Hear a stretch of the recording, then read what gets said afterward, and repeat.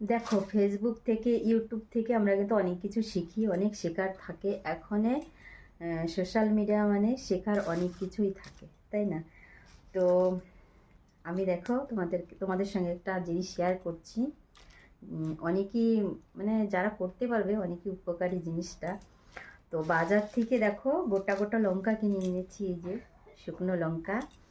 তো এটাকে ভালো করে ধুয়ে নিয়েছি, ধুয়ে 2-3 দিন রোদে দিয়ে শুকিয়েছি। ভালো রোদ হলে 2-3 দিন লাগে না, একদিনেই হয়ে যায়।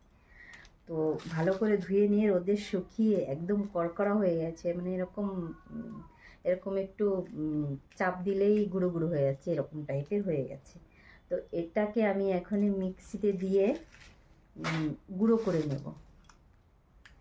তো তাহলে আর দোকান থেকে কিন্তু আমাদের ওই পাউডারগুলো মানে লঙ্কা গুঁড়োগুলো কিন্তু কিনে খেতে লাগে না।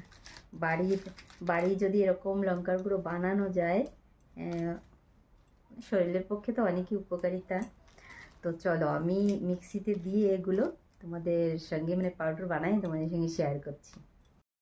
দেখো, একটু সময়ের ভিতরে কিন্তু আমার লঙ্কার গুঁড়ি রেডি। এই যে দেখো কত সুন্দর, এতে আমার অনেক দিন চলে যাবে। এই দেখো কালারটা দেখছো কত সুন্দর এসছে, দোকানের কেনা লঙ্কার গুঁড়ির থেকেও সুন্দর কালার এসছে।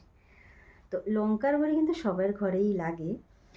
কেউ কম ঝাল খায়, কেউ বেশি ঝাল খায়, কিন্তু লাগেই।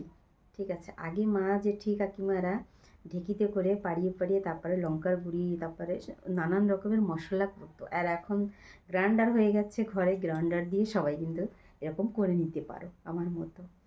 তো ভালো লাগলে তোমাদের, আর শরীরের পক্ষেও কিন্তু অনেক উপকারিতা।